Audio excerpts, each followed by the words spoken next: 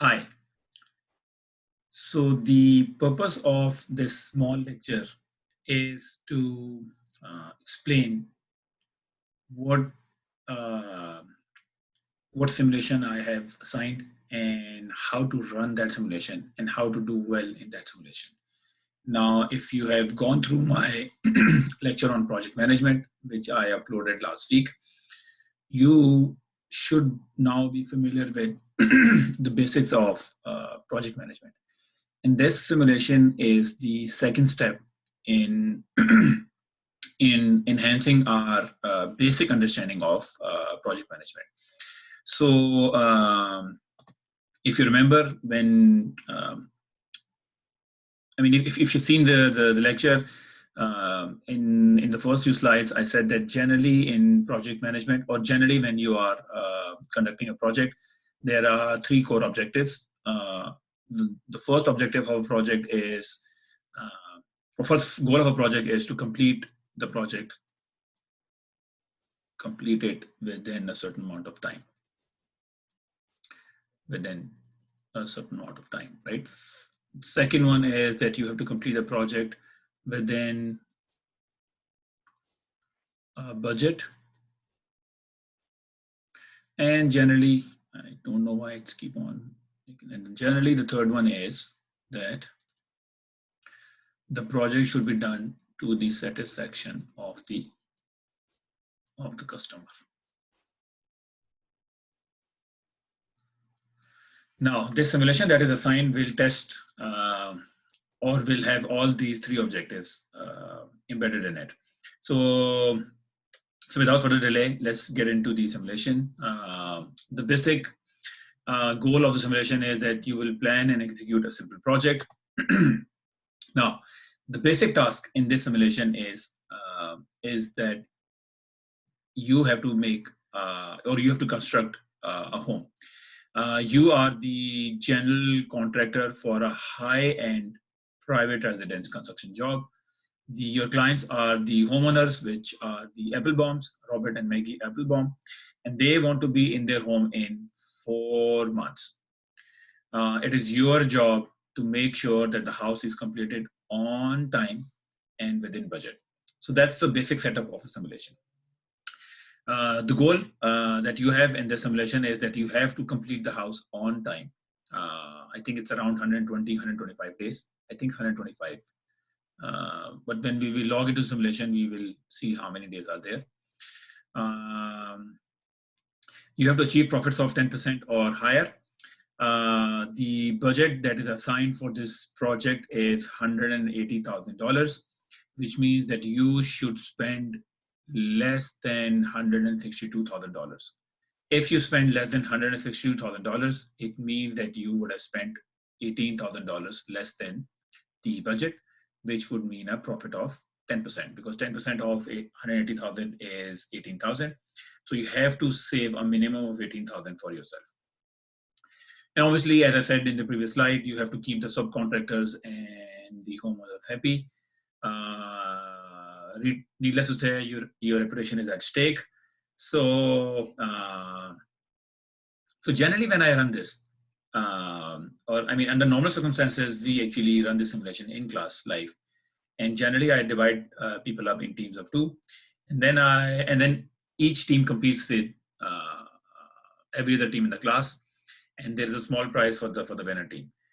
And obviously, the winning team is the one that completes the project on time or before time and has the highest profit.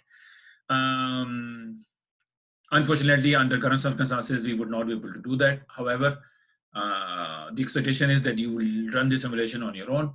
And obviously, once you do the simulation, or once you complete the simulation, I will be able to see your scores online.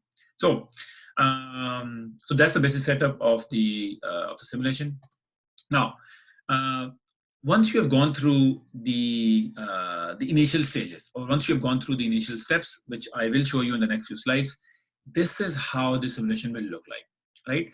So again, I'll refer back to the slides that I uploaded regarding project management and the lecture that I uploaded last week. If you remember, the first part in scheduling a project was developing a project network. Now, in this simulation, that network is already done for you. So this is how the project network looks like. So you have all these different activities which start from activity A and go till activity Z, right? So your starting activity is activity A, the ending activity is activity Z, and then obviously it takes you through all these paths. Uh, now these are all the different tasks that you have to take care of in order to get this project complete, which is constructing this house, right?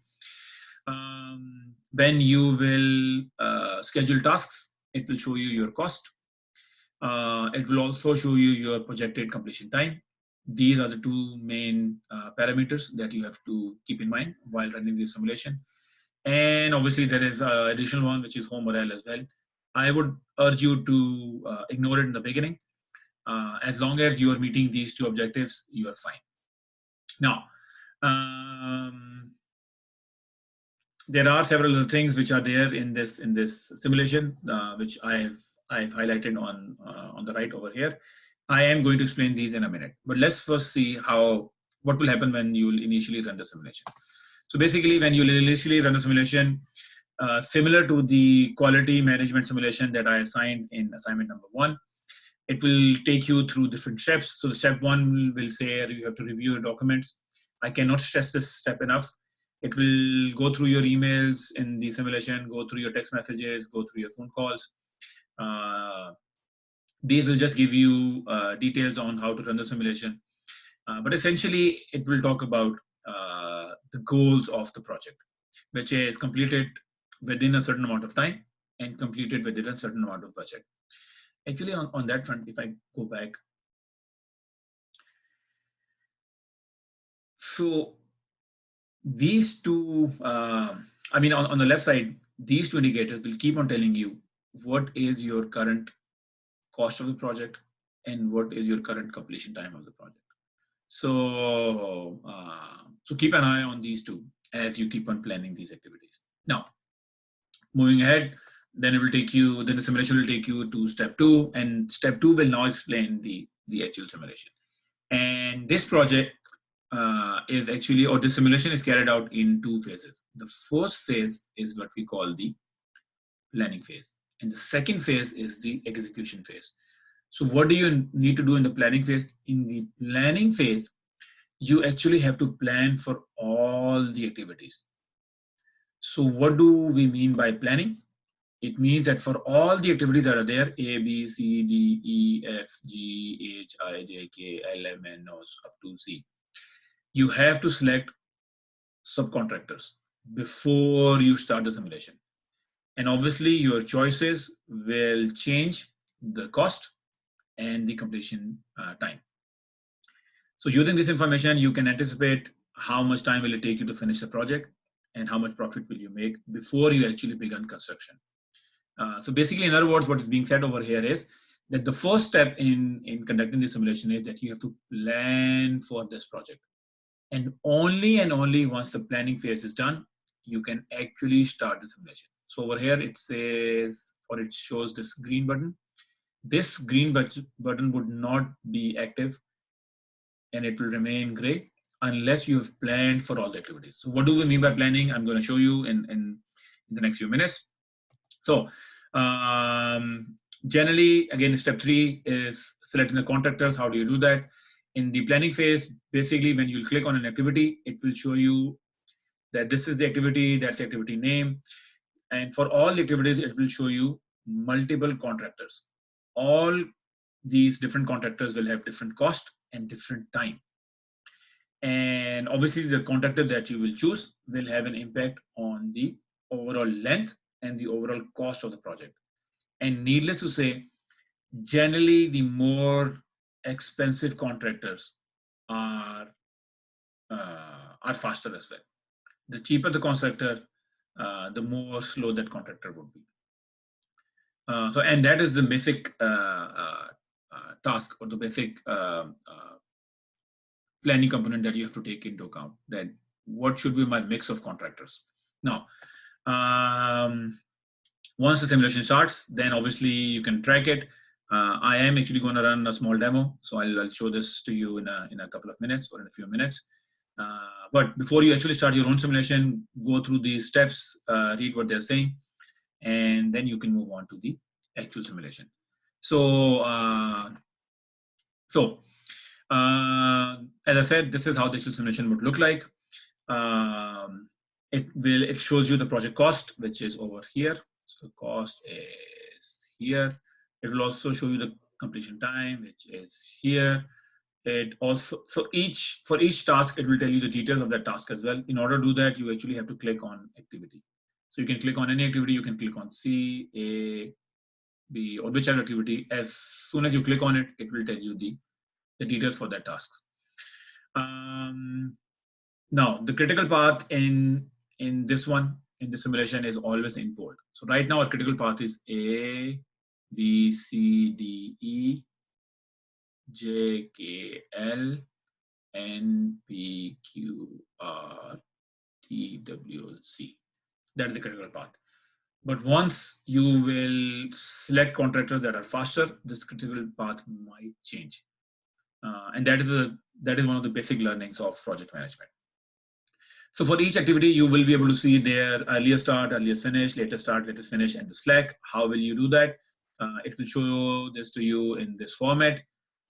Basically, what you have to do is you have to move your mouse on any activity and keep the mouse there without clicking on it, and it will show you these things. If for any reason you want to pause the simulation, you can always pause it. There's a pause button over here. Basically, when you click on it, the simulation will be paused, and then it will give you some breathing space to plan for any activity that you want. So that is a basic interface. Now, let's move on to the actual simulation. So I am going to pause this for a minute. I'm going to log into my account. So let me pause this. Okay, so now I have logged into my omlab.com. So you can either log into my omlab.com or you can log into your Pearson account. How do you do that? Let me first do, how do you do annotations from the,